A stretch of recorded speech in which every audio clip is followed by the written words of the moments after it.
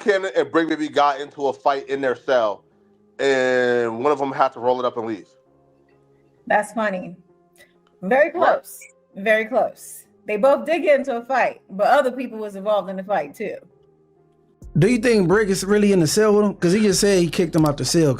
This jail footage ends Bricc Baby, period. One wiretapped call, one sentence, and just like that, his entire street rep is on life support. He's locked up, kicked out of his own cell, accused of working with the same people he claimed to fight against. Loose Cannon exposed it, No Jumper went silent, and now the internet's running wild with rumors that Bricc Baby flipped. But here's what nobody's telling you. This wasn't random, this was planned, and the feds might be playing dirtier than anyone else in the game. Don't blink, because if you miss 1 second of what really went down, you'll miss the truth that could change everything. It wasn't a confession, it wasn't a courtroom slip, it was one line, a throwaway sentence buried in a 3-hour wiretapped call. But that one line, it exploded the internet. I'm tired of doing what the police tell me to do. That's what Bricc Baby allegedly told his baby mama on March 6th, 2023. Sounds vague, right? If you're a civilian, if you're out here clocking in, washing up, and going home, it probably means nothing to you. But in the streets, that line is code. That line is poison. Because to the streets, it doesn't sound like frustration. It sounds like compliance. It sounds like a dude who's been following orders from law enforcement. And the second that paperwork leaked, the streets turned on him. Suddenly, every podcast, every group chat, every hood blog was saying the same thing. Yo, Bricc working? Nobody cared about the feds' full reasoning behind denying his bail. They weren't looking at the charges or the legal arguments. All eyes locked on that one line. It was viral ammo, simple, easy to repeat, and impossible to erase. And just like that, a reputation Bricc spent years building. Off pain, off pressure, off war stories, was crumbling over 7 words. But here's the part nobody's asking. What was the real context behind that sentence? Was it about street politics? Or was Bricc talking about something else entirely? Because if he wasn't talking about the streets, then this whole takedown, it might have been built on a misunderstanding. And that's exactly what Bricc Baby would try to explain once the rumors hit a breaking point. After the internet lit up with snitch rumors, Bricc Baby finally responded. But he didn't post a tweet. He didn't go live. He dropped a jail call, and it was more than a response. It was a warning. His voice came through the prison phone like it was echoing from another world. The feds is playing mind games, bro. Don't buy the hype. No good deed go unpunished. I've seen a man give his all to his wife and his kids before and still get treated like a woman. I've seen a young boy do it up for his hood, and they still crash him like a dummy. Shit, Scottie Pippen ate a Jordan and 6 rings and made less than Tony Kukoc. You know, what I'm saying is, if it ain't blood, don't love nothing. This call is from a federal prison. You'll never be able to understand, or better yet, digest the mind game being played if you ignore that feeling in your stomach. Listen, they say it was too much cribbing on that marathon he was running. Yeah, they went against a soldier for a rodent that touched a young woman. That's when he knew that he didn't have nothing coming, man. Hey, man, listen, I just want to let y'all know, man, them streets is the federal 50-50 yard, man. You ain't got to have nothing. You ain't even got to have a button, man. They gonna lock you down forever, man. You understand me? But no, listen, man.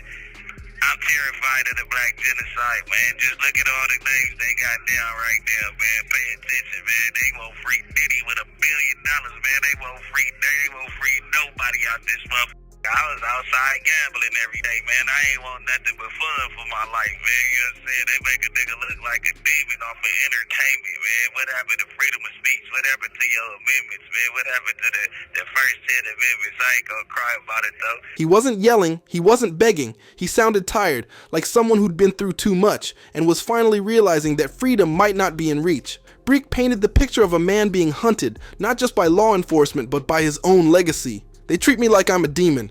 I've seen people give everything to their family and still get left in the dark. And then he dropped something deeper, a reflection almost poetic.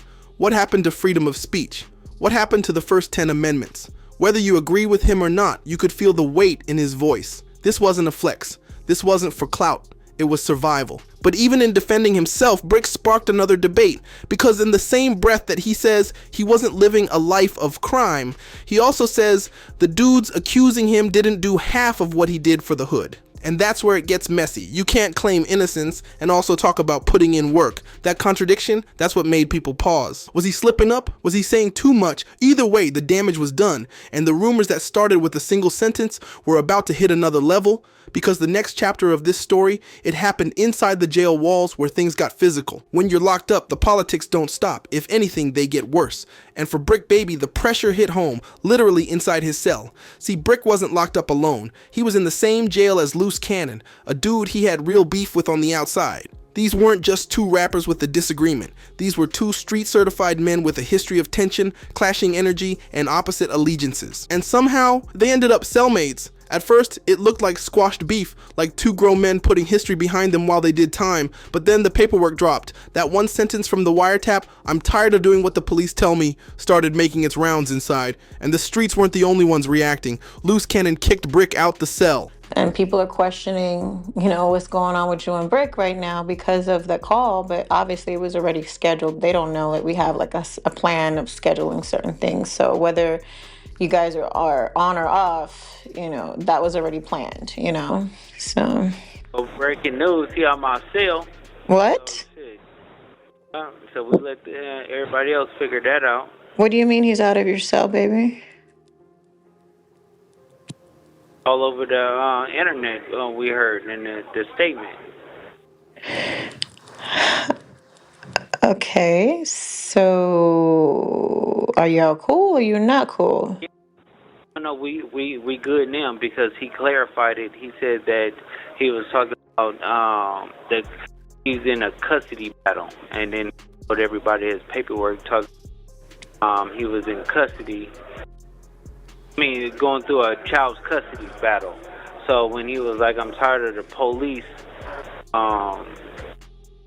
doing something or whatever," it was because of the police. I guess the police was telling him certain things going through a child custody. Oh, wow. So it people were taking that as if he was telling, but really and truly he was just speaking from emotions of dealing with them for his custody battle with the children. Yeah, so verified that, got the paperwork and everything, so everything is good. So you kicked him out the celly because you thought he was a rat, baby? And Oh my gosh. clarified everything like that. So is he coming back or what's happening with that now? Yeah, no, we good. We good now. Just let that sink in.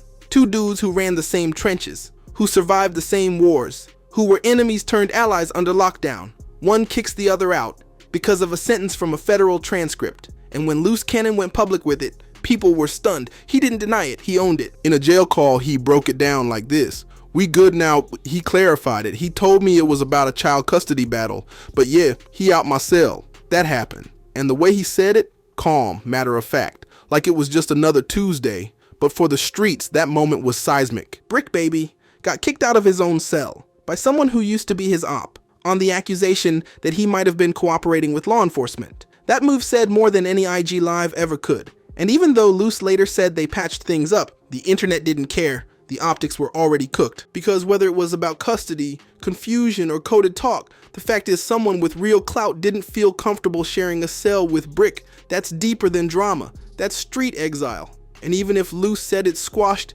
the internet, they don't forget. And Bricc wasn't just fighting the feds anymore. He was fighting a silent war inside his own circle. After days of silence, rumors, and that cellmate drama, Bricc Baby finally made his move. He didn't go emotional, he went tactical. Through another jail call, Bricc clarified what that now infamous line really meant. According to him, it wasn't street talk, it wasn't coded confession, it was frustration about a child custody battle. He claimed the police he was referring to weren't detectives or agents, they were family court cops, the ones allegedly interfering with his rights, blocking visitation, and making decisions that pushed him to the edge. And honestly, that actually makes sense. You could hear it in his tone. He wasn't panicked or begging to be believed. He sounded more annoyed that people would twist something so personal into something so dangerous. And just to shut it all down, Bricc had his baby mama and legal team show the paperwork, the timeline, the custody battle, everything lined up. Even Loose Cannon backed it up. On another call, Loose said he was talking about custody stuff. The police were making him do certain things for the court. That's why he said it. I believe him. Just like that, the storm should have cleared. But here's the truth. It didn't. Because in the streets, once a question gets asked, it never fully goes away. You can explain it, you can show receipts, you can clear the air, but optics don't care about facts. Bricc got kicked out of a cell. His name was trending next to the word snitch. His ops were laughing. His allies were quiet. And even though the clarification came through, it came late. The damage already done. And now, with the internet in flames, the paperwork floating around, and loose cannon trying to cool things down, Bricc had one more problem waiting outside the cell walls: no jumper. While Bricc Baby was in jail, the streets were buzzing. His name was in every headline, every podcast, every Twitter thread. But one place stayed quiet: no jumper. For the people watching closely, that silence, it didn't sit right. See, before he got locked up, Bricc wasn't just a guest on No Jumper. He was part of the brand. He was hosting. He was debating. He was a regular face on that platform. So when his name started trending for all the wrong reasons, people naturally assumed No Jumper would say something. Defend him. Clarify the rumors. At the very least, pick up the phone. But then, a clip dropped that changed everything.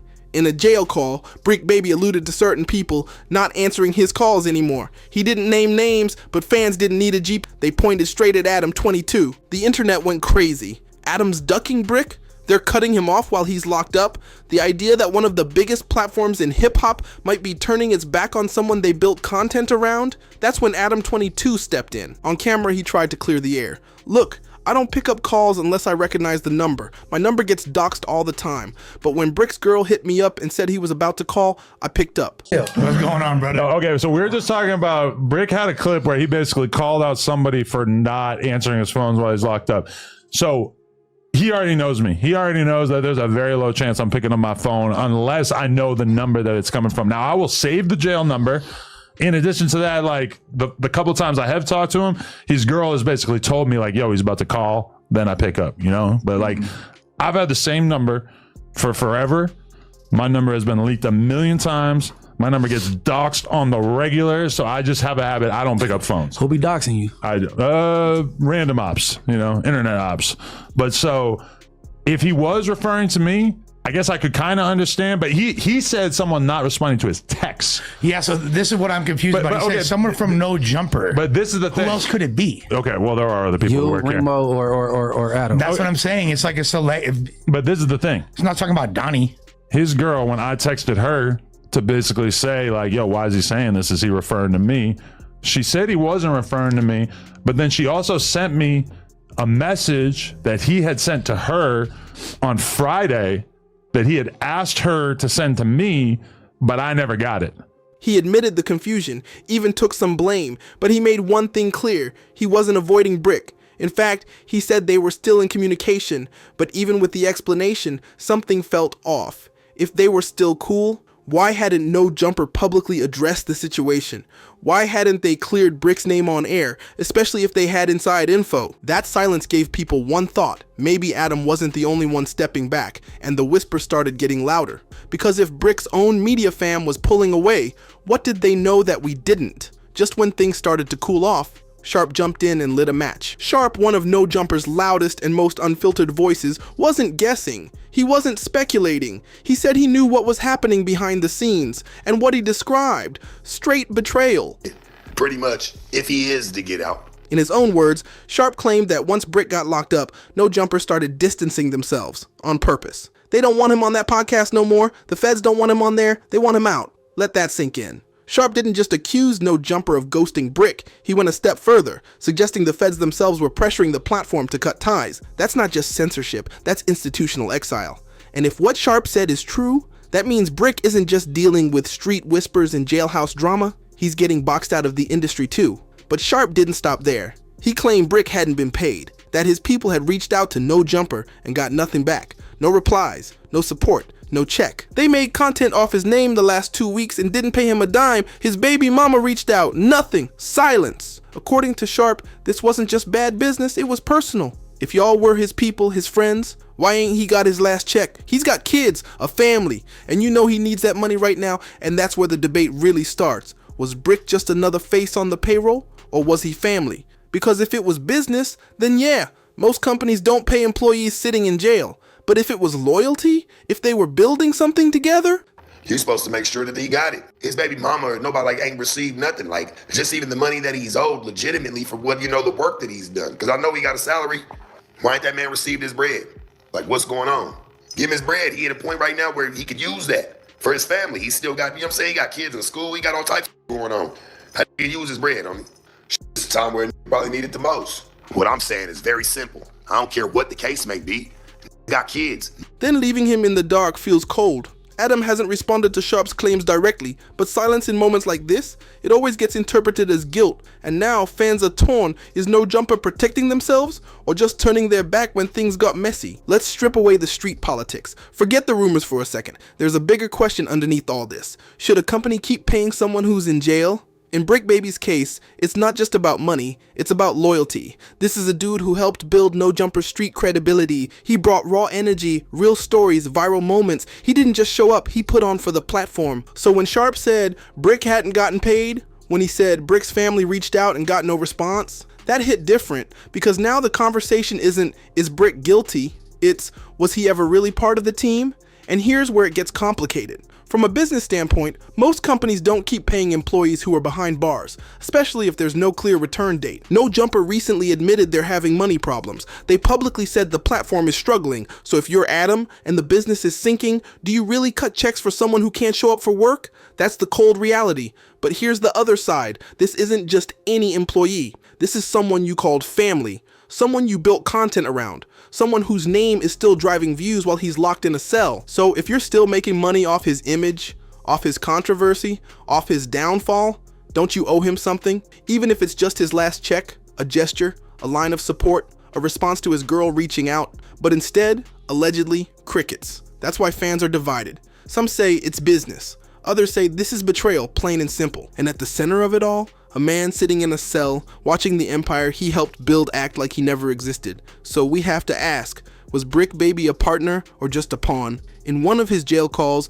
Bricc said something that hit deeper than all the drama. I'm terrified of the black genocide, man. Just look at all the names they got down right now. That wasn't just emotion. That was a cry from a man watching his world collapse. Not just from prison walls, but from abandonment, from silence, from people he thought would ride for him, choosing distance instead. And that word, genocide, might sound extreme to some, but if you've lived in certain neighborhoods, if you've seen enough names get crossed out too soon, you know exactly what he meant. Bricc Baby's situation isn't just about one man, it's about what happens when a black man tries to elevate, switch lanes, go legit, and still gets pulled under. It's about how loyalty becomes a transaction, how street cred turns into content, and how reputation can get shredded off one sentence with no context. Think about it. One moment, Bricc is celebrated, bringing the streets to the podcast world, holding it down on No Jumper, pulling views, telling stories no one else could tell. The next, he's ghosted, discredited, possibly cut off. Even his jailmate turned on him for a second, and the streets he repped, some of them flipped too. All because of one phrase, and the fear of being labeled something that in the culture is worse than a charge, a rat. But here's the thing Bricc was trying to say, they're playing mind games, I was never living foul, I was being a father, being productive, I just got caught in a war I didn't start. Maybe he's right, maybe this was all a misunderstanding, maybe the feds played dirty, or maybe the culture's definition of loyalty has gotten so twisted, nobody knows what it means anymore. Either way, Bricc Baby's not just fighting a case, he's fighting perception, and when perception turns on you, it's harder to beat than any sentence.